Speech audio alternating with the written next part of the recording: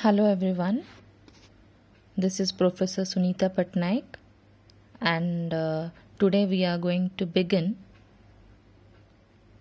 with reproduction in lower and higher animals with the new subpart gametogenesis and fertilization. In the previous lectures, we have discussed about menstrual cycle and different phases and events occurring in menstrual cycle.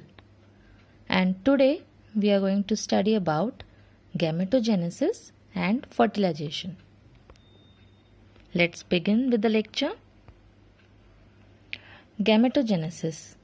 Gametogenesis is the process of formation of gametes in sexually producing animals. These animals show presence of somatic cells and germinal cells.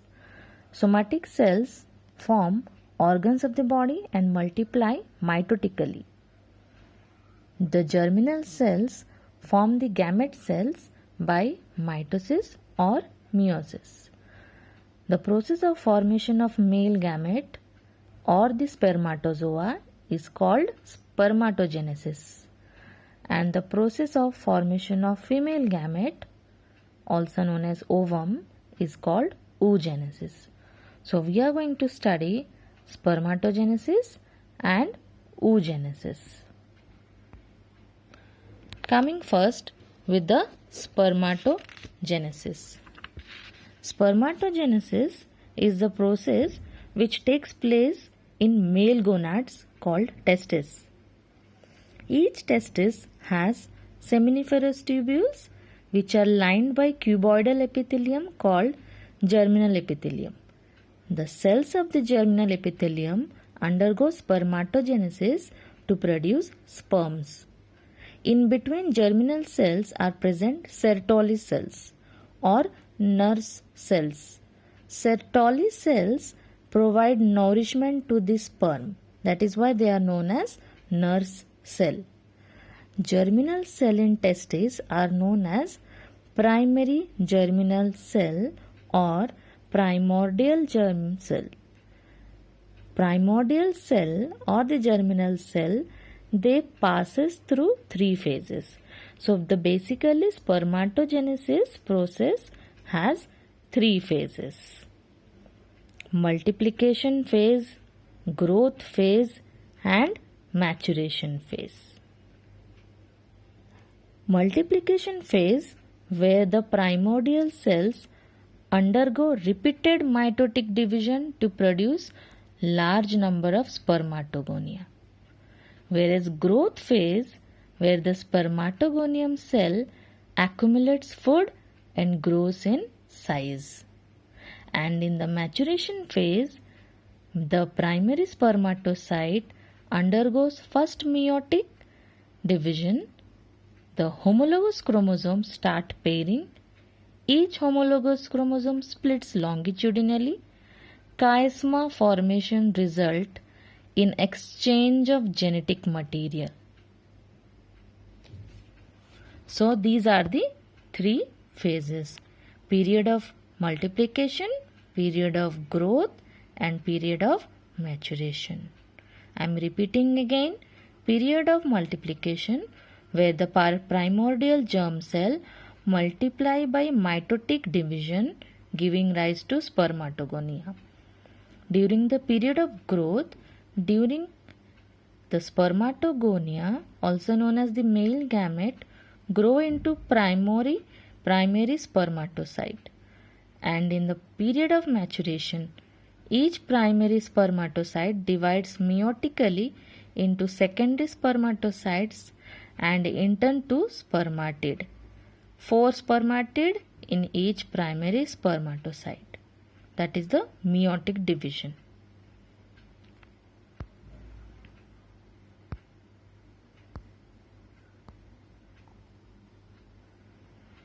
This is the process of spermatogenesis, where you can see the spermatogonium or the primordial cell divides mitotically to form 2, then again it divides mitotically to form 2 each total 4 cells.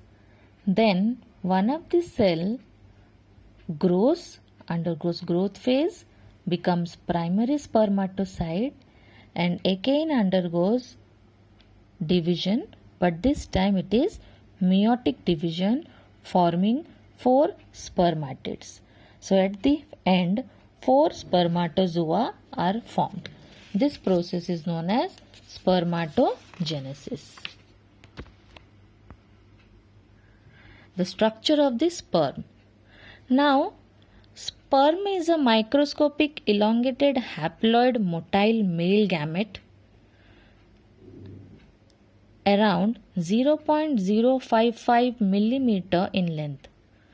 Sperm remains viable for 72 hours but can fertilize the ovum in first 12 to 14 hours only. Structurally, a sperm has a head, neck and middle piece with a tail. Head, which is the flat and oval region, consisting of a large nucleus and an acrosome. Now, acrosome secretes hydrolytic enzyme like hyaluronidase, which helps in penetration of the egg during fertilization. In the neck region, which is a short region having 2 centrioles, the proximal centriole plays a role in first cleavage of zygote. The distal centriole gives rise to the axial filament of the sperm, whereas the middle piece serves as the powerhouse of the sperm because it has many mitochondria spirally coiled around the axial filament. The mitochondria provides energy for the movement of the sperm in the female genital tract. Posterior half of the nucleus, neck, the middle piece of the sperm are covered by a sheath. In the tail region is a long, slender, tapering structure formed of cytoplasm. A fine thread, that is the axial filament, arises from the distal centriole and traverses the middle piece and the tail. So this is the structure of sperm.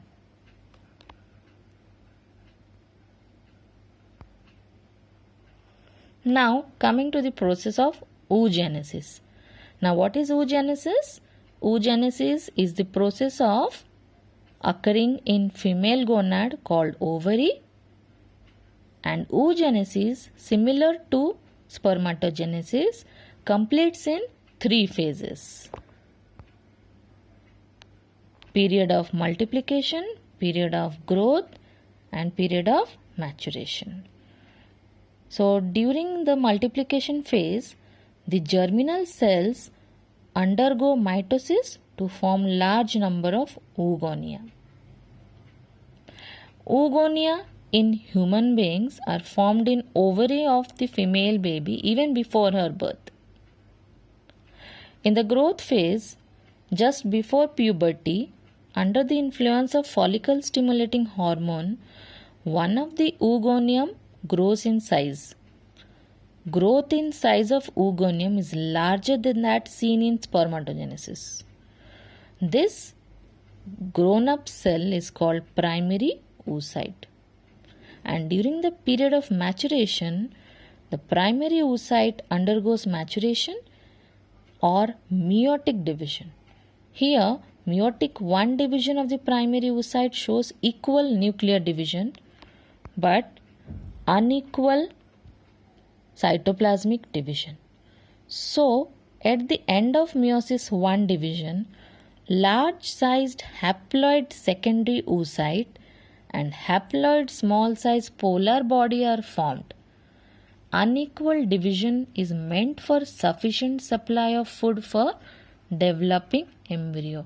Here you can see secondary oocyte and the polar body undergo second meiotic division. Second meiotic division is arrested at metaphase stage and secondary oocyte is released from the ovary. So, remaining part of the division is completed at the time of fertilization. So, this division is also unequal, by which and the functional female gamete ovum is formed. This ovum is ready for fertilization. So this is the structure of the ovum. The ovum discharged by the ovary during ovulation is actually a secondary oocyte. Now here you can see ovum is rounded, haploid, non-motile female gamete. It is the largest cell of the body. It measures about 0.1 mm to 100 microns in diameter. It is almost free of yolk and is said to be microlecithal. Now why we call it microlecithal? Because it is almost free of yolk.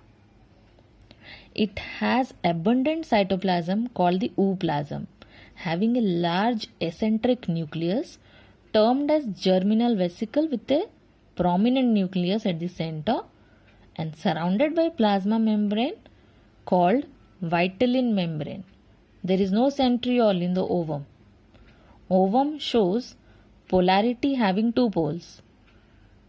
Its side which shows presence of polar body and nucleus is called the animal pole, while the opposite side is termed as vegetal pole.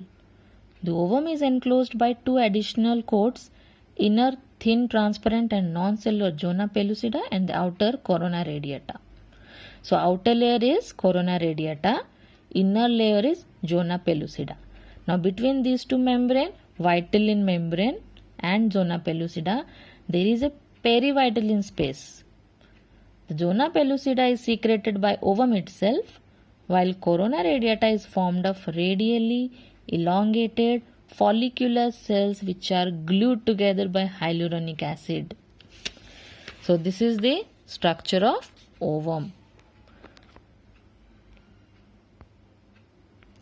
Now coming to the process of fertilization.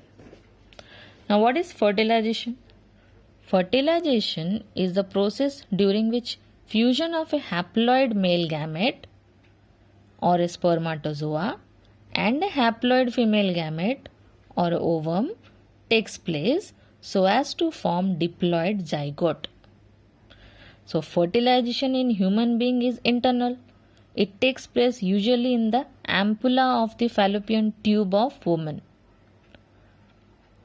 Now during fertilization, the sperm induces changes in the zona pellucida and blocks the entry of other sperms. This ensures that only one sperm fertilizes an ovum.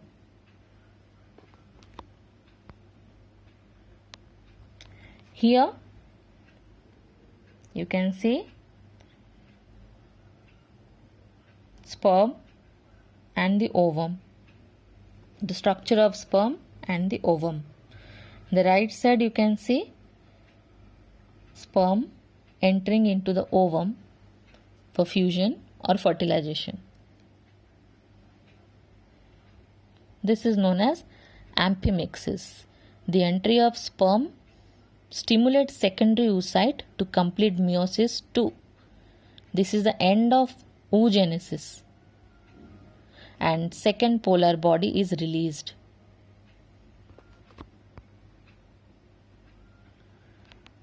This is the pathway of the sperm into the ovum where oogenesis takes place, the end of the oogenesis, and the secondary polar body is released. Here the steps of the pathway of the sperm, in the first step, second step, where the sperm swarms around the egg or the ovum, the third step where the head of the sperm enters the egg, and the fourth step showing new membrane forms to prevent further entry of sperm, and finally fertilization takes place. This is known as amphimixis or karyogamy, where different events of fertilization takes place, such as the movement of the sperm in the female genital tract, then activation of the sperm by the fluid lining of the fallopian tube, then the secondary oocyte which is released from the mature Graafian follicle during ovulation is received by the fallopian tube. Secondary oocyte gets fertilized within 6 hours of fertilization. The oocyte secretes a glycoprotein called fertilizin surface of the sperm head produces anti-fertilizin. Now, addition of the sperm with surface of the oocyte is due to fertilizin anti-fertilizin reaction. It is highly specific. If copulation occurs at appropriate time, then the egg is surrounded by many sperm. Now, hyaluronidase enzyme of the acrosome hydrolyzes the hyaluronic acid of follicular cells. Now, the zona lysine is an enzyme that digests zona pellucida and the sperm reaches plasma membrane of the oocyte. When the sperm touches the vitelline membrane, it undergoes physicochemical changes and gets converted into fertilization membrane. This prevents entry of other sperms to avoid polyspermy. Once one sperm enters, no other sperm can enter, so it is avoiding polyspermy.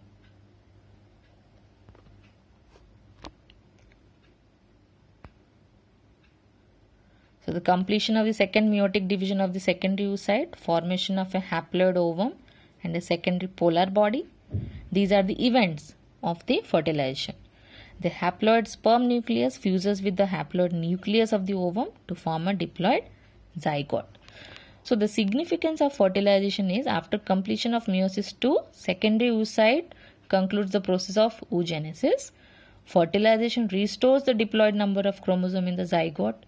It combines the characters of two parents. This leads in variation and has significance in evolution.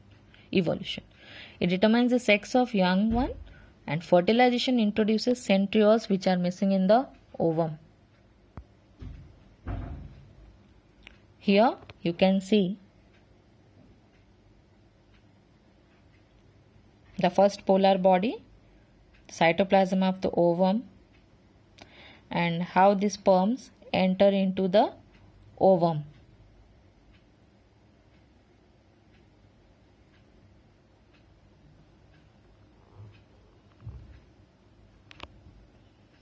So fertilization takes place.